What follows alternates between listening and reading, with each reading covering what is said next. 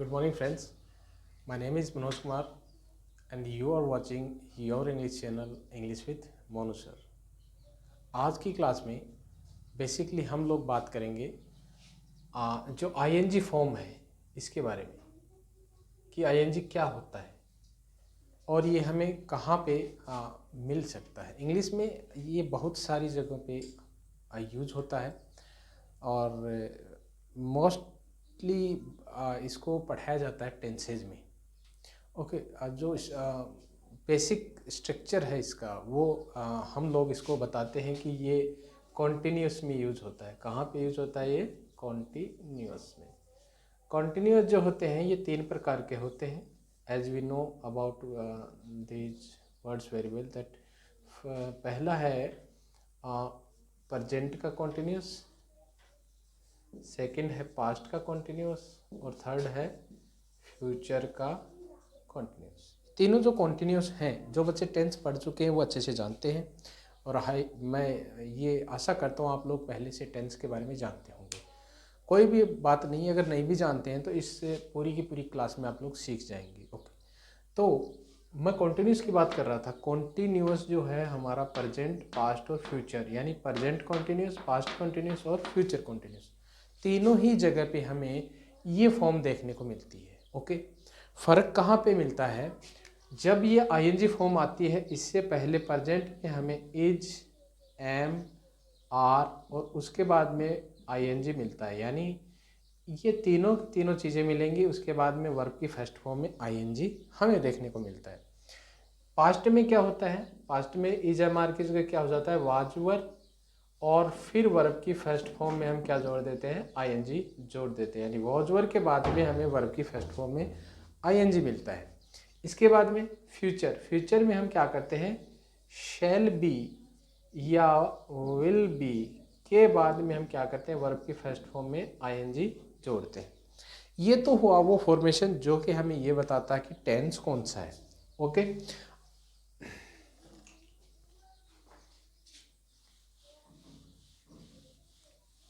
इसके अलावा जो आईएनजी है वो हमें बहुत सी जगहों पे देखने को मिलता है। आज हम मूल रूप से वही चीज़ें सीखेंगे जो आईएनजी हमें कहीं भी मिल जाए तो हम उसको आसानी से पहचान सके। इसके अलावा उसको पहचानना ही सब कुछ नहीं है, वो काम क्या कर रहा है ये हमें पता होना चाहिए। क्योंकि होता क्या है, जब तक हमें इंग्लिश में पार्ट ऑफ स्पीच के काम का ना पता हो तब तक हम उनको अच्छे से सीख नहीं पाते, उनको ग्रेब नहीं कर पाते। ठीक है, तो मैं आपको बताता हूँ आईएनजी जो है ये तीन काम करता है। कितने काम करता है? ये तीन काम करता है। ओके, पहला इसका काम है नाउन बनना, ठीक है। दूसरा इसका काम है एडजेक्टिव बनना, एडजेक्टिव, और तीसरा इसका काम है वर्ब बनना। ये तीन काम है इसके मोस्टली। और हम लोगों ने आज तक क्या देखा है? हम लोगों ने सिर्फ इसको वर्ब बनते हुए देखा है टेंसेज में। जैसे मैंने बोल दिया ही इज रनिंग नाउ, वो अभी दौड़ रहा है। ठीक है, जैसे एक सेंटेंस लिखता हूं मैं,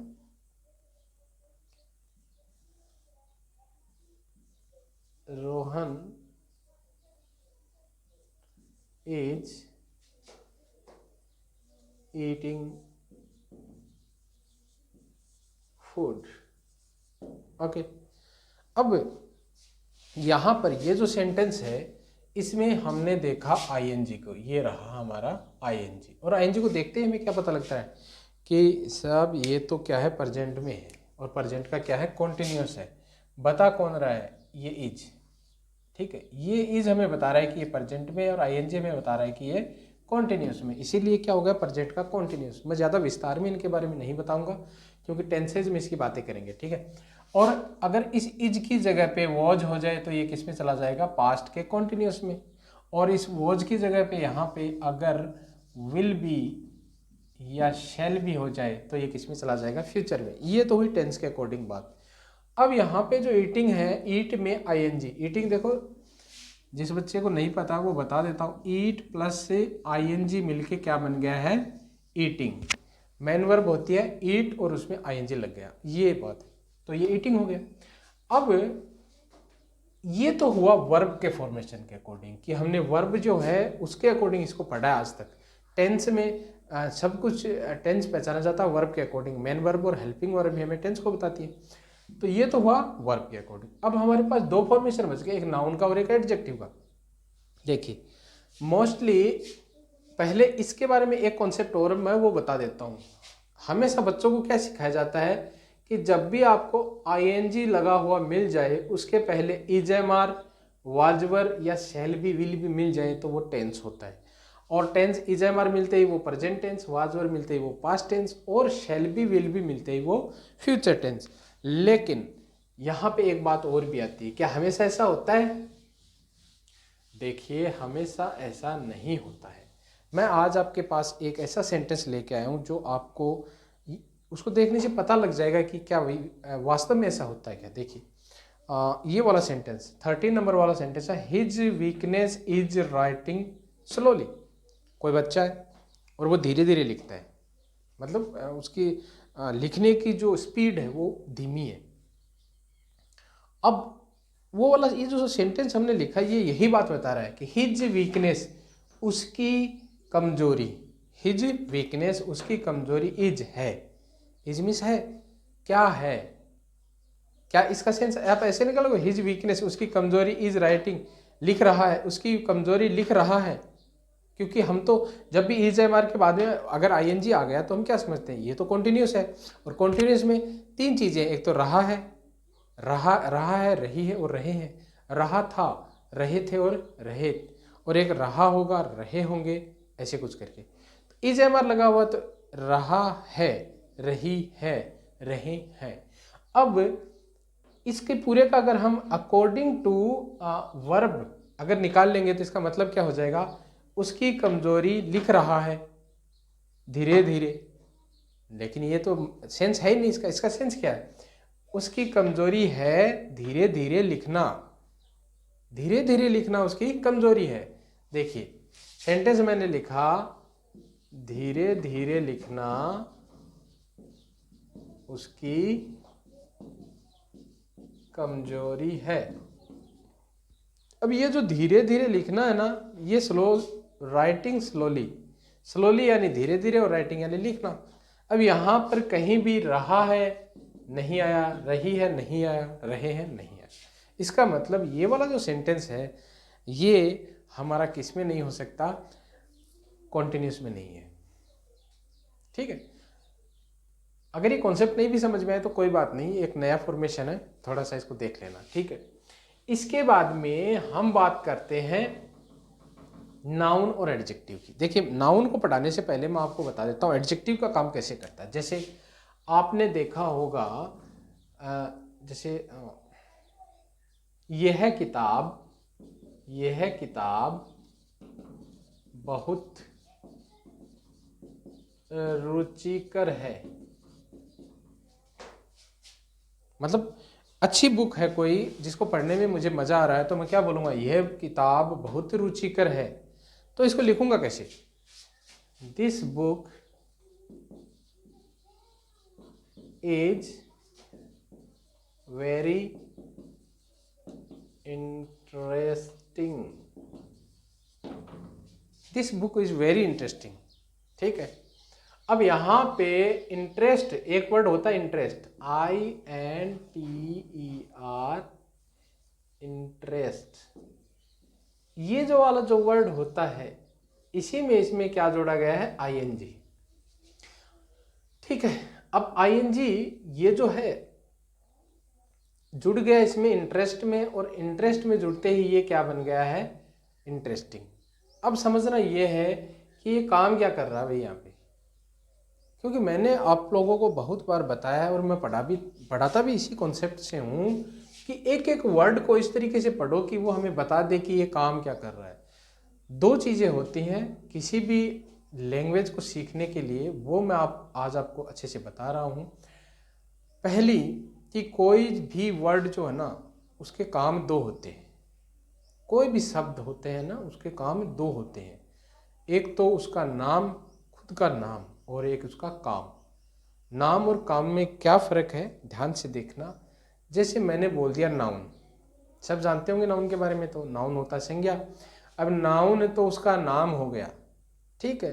काम क्या कर रहा है, अगर काम का हमें पता है तो हम कहीं से भी उसको पकड़ के लेके आ सकते हैं। कितना भी बड़ा सेंटेंस हो हम उसको पहचान सकते हैं। तो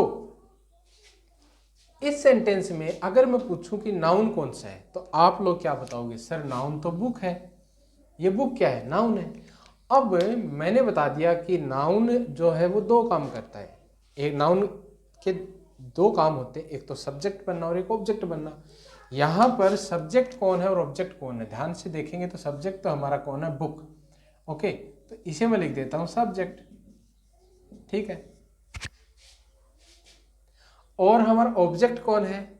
अब बच्चे कहेंगे सर इंटरेस्टिंग। नहीं, इसमें ऑब्जेक्ट नहीं है। क्यों नहीं है? क्योंकि इसमें बी की फर्स्ट फॉर्म, जब भी देखिए बी की फॉर्म मैन वर्ब बन जाती है तो इसके बाद में सब्जेक्ट के कॉम्प्लीमेंट आते हैं।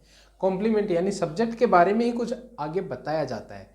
तो ये इंटरेस्टिंग कौन है? ये बुक है। ये बुक ही इंटरेस्टिंग है, ठीक है। और मैं आपको इसी कॉन्सेप्ट से समझाने जा रहा हूँ इंटरेस्टिंग काम क्या कर रहा है। इंटरेस्टिंग इस बुक के बारे में कुछ जानकारी दे रहा है, कुछ एडिशनल हमें बातें बता रहा है। एडिशनल बातें कौन बताता है? नाउन के बारे में कौन बताता है? एडजेक्टिव। कौन बताता है? एडजेक्टिव। चलो इसी सेंटेंस को मैं दूसरे कॉन्सेप्ट से लिख देता हूं। This is a very interesting book. ये वाला सेंटेंस मैंने लिख दिया, this is a very interesting book.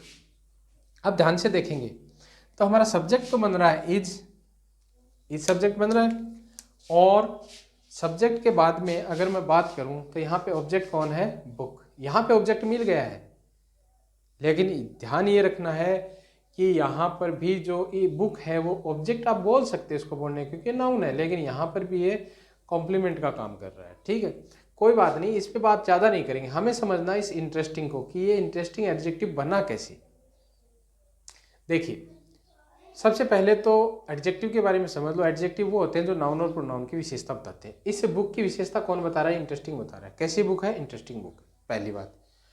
और वेरी एक एडवर्ब होता है। एडवर्ब क्या काम करता है? तीन काम करता है। एक तो एक वर्ब की विशेषता बताने का, एक एडजेक्टिव की और एक एडवर्ब की। ये तीन काम करता है। वर्ब की विशेषता, एडजेक्टिव की और खुद एडवर्ब की, यानी अपनी ही विशेषता बता देता है। तीन काम हो गए। ये तीनों काम में से यहाँ पर ये वेरी कौन सा कर रहा है? ये वेरी कर रहा है इस बुक के बारे में कुछ जानकारी दे रहा है। बुक कैसी है? इंटरेस्टिंग है। और कितनी इंटरेस्टिंग है? Very interesting. यानी देखिए बुक के बारे में किसने बताया हमें? इंटरेस्टिंग ने, कि बुक कैसी है? इंटरेस्टिंग है। कितनी इंटरेस्टिंग है? बहुत इंटरेस्टिंग है। यानी इंटरेस्टिंग यानी एक एडजेक्टिव की विशेषता बता दी वेरी ने और एक बुक की विशेषता बता दी इंटरेस्टिंग ने, इसीलिए इंटरेस्टिंग यहाँ पे क्या बना है? एडजेक्टिव। पहला कॉन्सेप्ट तो ये रहा। एक कॉन्सेप्ट मैं आपको एक और बता देता हूं। मैंने लिखा आई सा ए रनिंग बस, मूविंग बस। आई सा ए मूविंग बस, या फिर यहां पे आप रनिंग भी लिख सकते हो। आई सा ए रनिंग बस और आई सा ए मूविंग बस, कि मैंने एक चलती हुई बस को देखा या फिर मैंने एक दौड़ती हुई बस को देखा। ये वाला जो कॉन्सेप्ट है, इस कॉन्सेप्ट को आप ध्यान से समझेंगे तो यहाँ पे हमारा सब्जेक्ट तो है आई और ऑब्जेक्ट कौन है? बस। अब बस जो है कैसी बस है? बस कैसी है? रनिंग और मूविंग है, यानी दौड़ती हुई बस है, चलती हुई बस है। इसीलिए रन में आईएनजी जुड़कर ये क्या हो गया? रनिंग, और मूव में आईएनजी जुड़ के ये क्या हो गया? मूविंग। यानी कॉन्सेप्ट तो आईएनजी का है, लेकिन काम क्या कर रहा है? एडजेक्टिव का, ठीक है। इस तरीके से हम एडजेक्टिव की आईएनजी के फॉर्म को समझते हैं। तो ये तो रहा एडजेक्टिव और वर्ब। तो वर्ब को भी मैंने आपको समझा दिया और एडजेक्टिव को भी। अब बचता है आपका नाउन। नाउन मैंने अभी थोड़ी देर पहले बताया, नाउन काम क्या करता है। नाम तो इसका नाउन है, इसका नाम क्या है? नाम इसका नाउन है, लेकिन काम क्या है? काम दो है। सब्जेक्ट बनना और ऑब्जेक्ट बनना, सब्जेक्ट और ऑब्जेक्ट बनना। इसी कॉन्सेप्ट से हम समझेंगे अभी कि नाउन जो है जब भी सब्जेक्ट ऑब्जेक्ट बनता है और उसकी जगह पे अगर आईएनजी आ जाए तो वो क्या काम करेगा, नाउन का। लेकिन वो नाउन नहीं कहलाता, उस वक्त वो क्या कहलाता है, जीरंड। क्या कहलाता है, जीरंड। ध्यान में रखना, ये कॉन्सेप्ट थोड़ा सा अलग है, जिन बच्चों ने आज तक नहीं सुना है उनके लिए। वो आईएनजी की फॉर्म जो नाउन का काम कर दे वो जीरंड कहलाती है, ठीक है। और मिलेगा कहाँ, दो जगह पे मिलेगा आपको, तीन जगह मिल सकता है। चलो मैं दो नहीं तीन बताता हूँ। सब्जेक्ट ऑब्जेक्ट, एक्चुअली में वो ऑब्जेक्ट ही होता है। एक तो सब्जेक्ट बन गया, ऑब्जेक्ट। ऑब्जेक्ट दो तरीके से बन सकते हैं, एक तो वर्ब का ऑब्जेक्ट और एक प्रीपोजिशन का ऑब्जेक्ट। पता है आपको, जो बच्चे निरंतर या रेगुलरली मेरे से पढ़ रहे हैं उनको पता है अच्छे से कि वर्ब का ऑब्जेक्ट कब बनता है और प्रीपोजिशन का ऑब्जेक्ट कब बनता है। अच्छे से मैंने बताया हुआ है, और अगर नहीं भी बताया ना तो कमेंट कर देना, मैं अलग से एक वीडियो बना दूंगा इसके लिए, ठीक है। तो मैं बता रहा था कि नाउन जो है वो दो काम करता है, एक तो सब्जेक्ट बनना और एक ऑब्जेक्ट बनना। और जब भी आईएनजी की फॉर्म सब्जेक्ट ऑब्जेक्ट में आ जाए तो वो क्या कहलाता है, जीरंड कहलाता है। पहली बात, इन सारे सेंटेंस में हमने यही कॉन्सेप्ट लिया है, समझने की कोशिश करेंगे एक एक करके। पहला सेंटेंस है दे बिगेन प्लेइंग, उन्होंने शुरू कर दिया। उन्होंने शुरू किया, क्या शुरू किया, प्लेइंग। देखिए मैं आपको बता देता हूं अभी इस कॉन्सेप्ट से कि जब भी वर्ब से क्या और किसे, यानी व्हाट और होम का आंसर आ जाए ना, तो आप ये समझ लेना वो वर्ब का क्या होगा, ऑब्जेक्ट होगा। क्या होगा, ऑब्जेक्ट। तो इससे कॉन्सेप्ट का पहला रूल नंबर 1 तो मैंने आपको बता दिया है कि वर्ब से ऑब्जेक्ट को कैसे ढूंढना है। यानी आपसे वर्ब से क्वेश्चन करना है कि व्हाट और होम, यहाँ पे क्या और किसे का आंसर आ जाए तो वो ऑब्जेक्ट होगा। दे बिगेन व्हाट, प्लेइंग की जगह व्हाट रख दो या फिर शुरू में रख दो व्हाट दे बिगेन, उन्होंने क्या शुरू किया, आंसर क्या आ रहा है, प्लेइंग। तो ये डेफिनेटली प्लेइंग क्या है, ऑब्जेक्ट है। यहाँ पे प्लेइंग क्या हो गया है, ऑब्जेक्ट हो गया है। बिना सोचे समझे आप कर सकते हैं इसके, ठीक है। अब यहाँ पे हमें समझना है कि प्ले में आईएनजी लगा दिया। अगर इसका हिंदी की बात करें, देखिए मैं ज़्यादा हिंदी में बताता तो नहीं हूँ, लेकिन समझने के लिए, क्योंकि मैंने पिछले कुछ दिनों में देखा है कि बच्चों को समस्या क्या आ रही है कि उनको हिंदी अनुवाद चाहिए, हिंदी अनुवाद चाहिए। देखिए इंग्लिश टू इंग्लिश पढ़ने में कुछ फ़ायदे भी है तो कुछ नुकसान भी है, लेकिन जो हिंदी मीडियम बच्चे हैं ना उनको ही समस्या आती है। तो मैं बता देता हूँ आपको, दे बिगेन प्लेइंग, उन्होंने खेलना शुरू कर दिया। अब यहाँ पे एक वर्ड आया खेलना, आया ना, खेलना। तो ये खेलना जो है ना ये प्लेइंग को दर्शा रहा है। They begin playing, they begin what का जो आंसर आ रहा है वो प्लेइंग आ रहा है। इसका मतलब प्लेइंग क्या हो गया, ऑब्जेक्ट हो गया, ठीक है। ज़्यादा बातें नहीं करते हुए मैं बताऊंगा कि ये ऑब्जेक्ट है और ये इस वक्त क्या बन रहा है, जीरंड। क्या बन रहा है, जीरंड। यानी सब्जेक्ट ऑब्जेक्ट में आ गया, नाउन का काम कर रहा है। नाउन का काम अगर आईएनजी कर दे तो वो जीरंड होता है। इसके अलावा सेकंड वाला, we prefer taking tea. Prefer का मतलब होता है किसी चीज को अहमियत देना या फिर पसंद करना, ठीक है। तो चाय के मुकाबले में अगर हमें कॉफ़ी को प्रेफर करना है या कॉफ़ी के मुकाबले में हमें चाय को प्रेफर करना है तो हम इसको यूज कर सकते हैं, we prefer taking tea. Prefer taking tea यानी मुझे चाय लेना, मैं चाय लेने को ज़्यादा अहमियत देता हूँ। तो यहाँ पे व्हाट वी प्रेफर, हम क्या प्रेफर करते हैं, तो हम टेकिंग टी, चाय लेना पसंद करते हैं। यहाँ पे आपके पास टेकिंग और टी दो ऑब्जेक्ट आ गए हैं। देखिए ऑब्जेक्ट दो आ सकते हैं, तीन आ सकते हैं, चार आ सकते हैं, वो कोई बड़ी बात नहीं है, आपको पहचान में आना चाहिए। देखिए ऑब्जेक्ट जो है ना दो प्रकार के होते हैं, ठीक है। वो दोनों ही ऑब्जेक्ट, एक तो डायरेक्ट कहलाता है, एक इनडायरेक्ट कहलाता है। ये ऑब्जेक्ट के बारे में भी मैं आपको वीडियो बना के दूंगा, लेकिन ऑब्जेक्ट पहचाना कैसे है, व्हाट से पहचाना और होम से पहचाना। इन दोनों के आंसर जो है ना व्हाट से आ रहे हैं, इसलिए ये ऑब्जेक्ट बन गए। और यहाँ पे टेकिंग, देखिए आईएनजी आ रहा है, taking. What we prefer taking tea, what से आंसर आ रहा है, तो ये टेकिंग क्या है, ऑब्जेक्ट है। और ऑब्जेक्ट है तो नाउन है, क्योंकि नाउन प्रोनाउन ही ऑब्जेक्ट बनते हैं या सब्जेक्ट बनते हैं। तो ये ऑब्जेक्ट है तो नाउन है, और नाउन है तो ये जीरंड भी है। क्यों है, क्योंकि मैंने बताया कि जो भी नाउन है अगर आईएनजी की फॉर्म में आ रहे हैं, चाहे वो सब्जेक्ट में आए या ऑब्जेक्ट में आए, तो वो क्या बनते हैं, जीरंड बनते हैं। तो यहाँ पे टेकिंग क्या हो गया, जिरेंड हो गया। सी नेक्स्ट वाला सी इंटेंड बाइंग इट। इंटेंड होता है इरादा रखना, तो इसके कोई इट किसके लिए है, कोई वस्तु के लिए है, ये इस वस्तु को या इसको खरीदने के उसका इरादा है। खरीदना, बाइंग। वैसे तो आप इसको जब बाय लिखते हो तो ऐसे लिखते हो, लेकिन इसमें आईएनजी लगा दिया गया है, पहली बात। दूसरी बात, व्हाट सी इंटेंड, व्हाट से आंसर आ रहा है या नहीं आ रहा है, व्हाट सी इंटेंड, उसका क्या इरादा है, सी इंटेंड बाइंग इट। ओके, तो यहाँ पे ये फिर से ऑब्जेक्ट का काम कर गया। और दूसरी बात, ये नाउन है, नाउन है तो ये जीरंड है, क्योंकि जितने भी आईएनजी की फॉर्म में अगर नाउन बन रहे हैं यानी सब्जेक्ट ऑब्जेक्ट बन रहे हैं तो वो जीरंड होते हैं। अगले वाला, ही एडवाइज्ड मी, उसने मुझे सलाह दी, राइटिंग टुडे, आज लिखने की, यानी मैं लिखने का काम करता हूँ, वो कोई लेखक है और उसको किसी ने सलाह दी आज लिखने की। ठीक है, तो यहाँ पे राइटिंग जो है और मी जो है, ये दोनों के दोनों क्या बन रहे हैं, ऑब्जेक्ट बन रहे हैं। अब ऑब्जेक्ट कैसे बन रहे हैं दोनों को समझेंगे।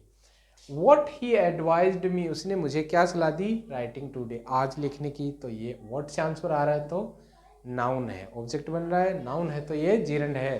क्यों है, क्योंकि आईएनजी की फॉर्म में है। जितने भी आईएनजी की फॉर्म में नाउन बनते हैं यानी सब्जेक्ट ऑब्जेक्ट बनते हैं वो सारे जीरंड होते हैं। अब ये मी क्या है, मी ऑब्जेक्ट कैसे बना, देखिए मैंने आपको थोड़ी देर पहले बताया था कि वर्ब से क्या और किसे यानी व्हाट और होम से रिप्लाई देने के लिए हमें आंसर क्या मिलता है, ऑब्जेक्ट का। तो व्हाट का तो हमें मिल गया राइटिंग, और होम का अगर लेंगे, होम ही एडवाइज्ड, उसने किसे सलाह दी, उसने मुझे सलाह दी, किसे का, मुझे, तो मी क्या हो गया, ऑब्जेक्ट हो गया। ठीक है, तो यहाँ पे राइटिंग क्या हो गया है, जीरंड यानी नाउन यानी object. They don't allow parking here, parking, यहाँ पे पार्किंग करने के लिए वो सहमति नहीं देते हैं यानी वो अलाउ नहीं करते हैं। तो यहाँ पे नेगेटिव है, देखो नोट लगा हुआ है डू के साथ। ठीक है, तो ये हेल्पिंग वर्ब और ये मेन वर्ब।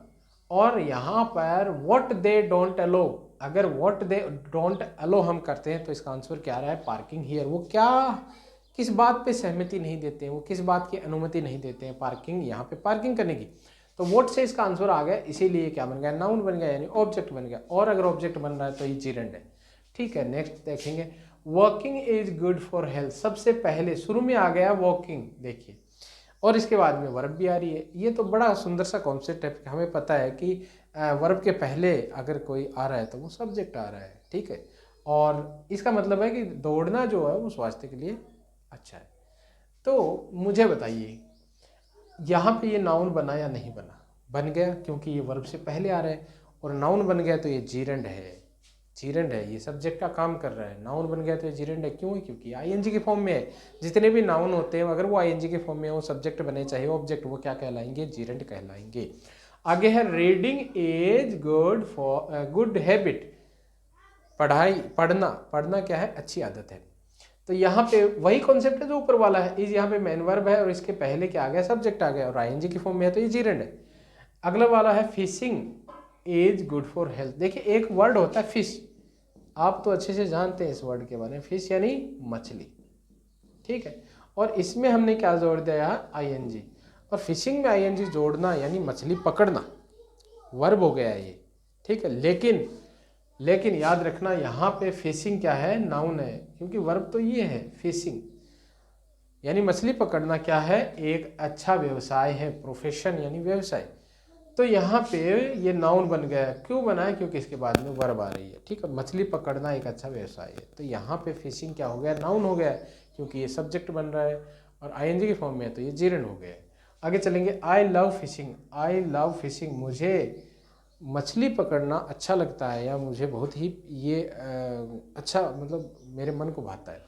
वैसे लव का मतलब प्यार करना होता है, आपको पता है, लेकिन यहाँ पे प्यार करने से नहीं है, अच्छे लगने से। ठीक है ना, कई मतलब होते हैं एक मीनिंग के, इंग्लिश में एक मीनिंग के बहुत सारे मीनिंग अर्थ निकल जाते हैं। ओके, आई लव फिशिंग, मुझे फिशिंग अच्छी लगती है। फिशिंग यानी मछली पकड़ना, अभी देखा ना, देखो ये रहा फिशिंग, और यहाँ भी फिशिंग, यानी यहाँ ऑब्जेक्ट सब्जेक्ट और यहाँ पे ऑब्जेक्ट बन गया है। I love what I love, मुझे क्या पसंद है, मुझे फिशिंग पसंद है, आई लव फिशिंग। तो व्हाट का आंसर आ रहा है तो डेफिनेटली ये ऑब्जेक्ट है, और ऑब्जेक्ट है तो या तो नाउन होगा या प्रोनाउन होगा, ये नाउन है। और नाउन कौन बनते हैं आईएनजी की फॉर्म में, जीरंड बनते हैं। तो ये क्या हो गया, जीरंड हो गया। स्टॉप शाउटिंग, शाउटिंग क्या होता है, शाउट में चीखना चिल्लाना या फिर शोर करना, तो शोर करना बंद कर दो, चीखना चिल्लाना बंद कर दो। तो यहाँ पे अच्छा पहले मैं ये बता देता हूँ, ये सेंटेंस जो है ना इसमें सब्जेक्ट नहीं है, ये इम्पेरेटिव सेंटेंस है। जो बच्चे पढ़ चुके हैं वो जानते हैं इम्पेरेटिव सेंटेंस वो होते हैं जिनमें सब्जेक्ट हिडन रहता है, छुपा हुआ रहता है। जैसे कम हियर, कम मीन्स आना, हियर मीन्स यहाँ, सब्जेक्ट है ही नहीं, इम्पेरेटिव सेंटेंस है। गो देयर, गो मीन्स जाना, देयर मीन्स वहाँ, सब्जेक्ट है ही नहीं, इम्पेरेटिव सेंटेंस है। वैसे ही स्टॉप शाउटिंग, ठीक है, तो स्टॉप वर्ब हो गया है, हिडन क्या है, सब्जेक्ट हिडन है, इम्पेरेटिव सेंटेंस है। शाउटिंग क्या होता है, शाउटिंग शोर करना, चीखना चिल्लाना। तो शाउटिंग में आईएनजी लगा हुआ है शाउट में, तो ये क्या हो गया है, ये हो गया आपका जीरंड, नाउन का काम कर रहा है, ऑब्जेक्ट बन रहा है। We are tired of waiting. अब यहाँ पे एक नया कॉन्सेप्ट आया है, नया कॉन्सेप्ट ये है कि वी आर टायर्ड, हम थक चुके हैं, वी आर टायर्ड। अब यहाँ पे ऑफ आ गया, ऑफ क्या होता है, प्रीपोजिशन होता है, क्या होता है, प्रीपोजिशन होता है। और प्रीपोजिशन के बाद में इसके ऑब्जेक्ट आते हैं। देखिए मैंने यहाँ पे थोड़ी देर पहले बताया था कि नाउन दो काम करता है, सब्जेक्ट बनने का, ऑब्जेक्ट बनने का। ऑब्जेक्ट दो प्रकार के होते हैं, एक तो वर्ब का ऑब्जेक्ट, एक प्रीपोजिशन का ऑब्जेक्ट। प्रीपोजिशन का ऑब्जेक्ट वो होता है जो प्रीपोजिशन के बाद में आ जाए, वो क्या कहलाता है, ऑब्जेक्ट। और ऑब्जेक्ट बनता कौन है, नाउन बनता है डेफिनेटली। तो अगर प्रीपोजिशन के बाद में ऑब्जेक्ट आ रहा है, जैसा इसमें वेटिंग, ऑफ के बाद में वेटिंग आ रहा है, तो वेटिंग क्या हो गया, ऑब्जेक्ट हो गया, क्योंकि इसके पहले प्रीपोजिशन आ रही है। तो इसलिए यहाँ पे वेटिंग क्या हो गया है, ऑब्जेक्ट हो गया। और ऑब्जेक्ट है तो ये नाउन है, और नाउन है तो ये जीरंड है, क्योंकि आईएनजी की फॉर्म में। भूलना नहीं है कभी भी कि जब भी मैं बार बार ये लाइन तभी बोल रहा हूँ कि अगर आईएनजी की फॉर्म में है तो अगर सब्जेक्ट है, ऑब्जेक्ट है तो नाउन है, नाउन है, और अगर वो आईएनजी की फॉर्म में है तो वो जीरंड है, ठीक है। अगला है he is fond of eating food. देखिए फिर से ऑफ के बाद में ईटिंग आ गया है। ही इज फॉन्ड, फॉन्ड यानी शौकीन है, किसी चीज़ का शौकीन होना, तो वो शौकीन है, किस चीज़ का शौकीन है, खाना खाने का शौकीन है। तो यहाँ पे ऑफ के बाद में ईटिंग आ गया, तो ईटिंग क्या है, ऑब्जेक्ट है, ऑब्जेक्ट है तो ये नाउन है। ऑब्जेक्ट नाउन और प्रोनाउन ही तो बनते हैं, तो ये नाउन है, और आईएनजी की फॉर्म में है तो ये जीरंड है। यानी ये आईएनजी की ईटिंग की फॉर्म वाली जो है, यहाँ पे आपको इसको बताना है कि सर ये ऑब्जेक्ट बन गया, क्योंकि ऑफ का बना है।